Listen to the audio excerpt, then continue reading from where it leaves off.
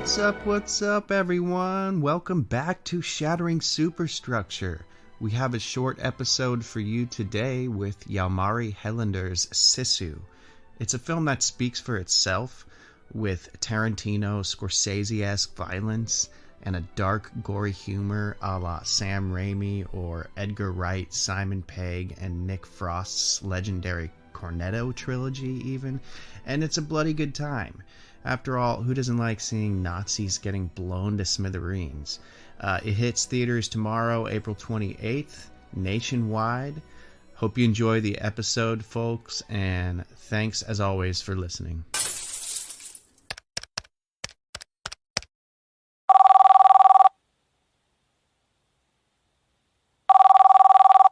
All right. Hi, Jalmari. How are you? I'm doing great. How are you? Doing well. Outstanding movie. Just amazing. Congratulations. Well done. Thank you. Yeah. Um, I absolutely loved every aspect of it. So, what was the sort of inspiration and what went into the start of this project? Inspiration is there in the background. First Blood. Uh,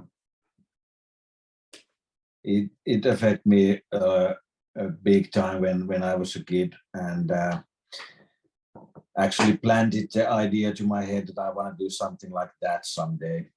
Mm. But the beginning of Sisu was first to have an idea. I wanted to tell a story about a man who finds a lot of gold in Lapland and gets in trouble with the gold. But I never, I didn't know what the trouble will be until many years later. I was thinking about the Nazis who burned down the whole Lapland, and what if this guy with the gold confronts with the Nazi troops? And at that moment, I knew that I have something pretty fucking cool in my hands, and that's where it started from. That's awesome, and that's a great inspiration for a movie.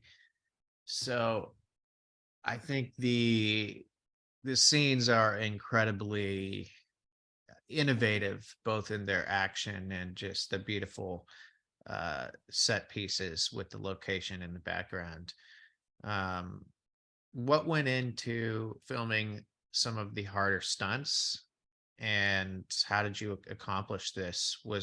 Did you want to do as much practical effects as you could, or was it more, if we have to do this with CGI, we're going to do it? Of course, I wanted to use as much as practical effects as possible, and to me, to get the best result, you most of the times need the best of both worlds. So it's sometimes practical effects can work so that you don't need to make them better in VFX, but most of the times you need to somehow tweak it later on, because you have that possibility. But it doesn't work without having something real first. I think it's much easier to make it look better than and create it from basically from nothing. Yeah, that makes sense. I definitely agree with that. And, Oni Tomila is someone you've worked with in, I think, almost all of your projects. So how did that creative collaboration come to be? We'll start with him, go up the bill. Yeah, Only was probably 5 years old when I did my first commercial with him. And we made the first rare export short film when he was probably 6 or something like that. And he mainly didn't even understand what we were doing, but he still was really good at it. I don't know why. So finally Onni is over 20 years old and he's playing a Nazi in this one. And I like to think that because Onni grew up, I could also go away from PG-13, so I can go R-rated now, and I felt really good with that. Interesting. And so then you get to Yorma, and he's been in several, if not all of your things as well. So how did that come to be, and how did you pick him specifically for this role? I didn't have any other choice. I still can't imagine anyone else being Atami than Jorma. Jorma was the first person I called when I had the idea, and he has something really amazing inside him. How he can be in front of camera and look interesting, even he's not basically doing anything or not speaking anything. There is something about him that really, I don't know, he looks good, and you can understand a lot of things from just looking at his face. Yeah, he conveys so much beneath the surface. When there isn't dialogue in a scene, you're so right. He's so good at that. Did you have to do much direction, or is that all pretty much him interpreting the script? We have a close relationship and we talk a lot, and I always talk during the shoots also, like giving him little things while we shoot, because I know that we're not going to be able to use the sound from where we were, like a lot of wind and stuff like that. But we have worked so much together that it all works really well. Yeah, it seems like you pretty much got it down to a science. So, um, his character is feared by the Red Army, which is no small feat, because I mean, it was just fucking massive army, and then he's feared by the Nazis eventually. And so it's like, who doesn't fear this guy? So I was kind of interested in a little bit about, his history and how he came to become embattled with these Russian soldiers.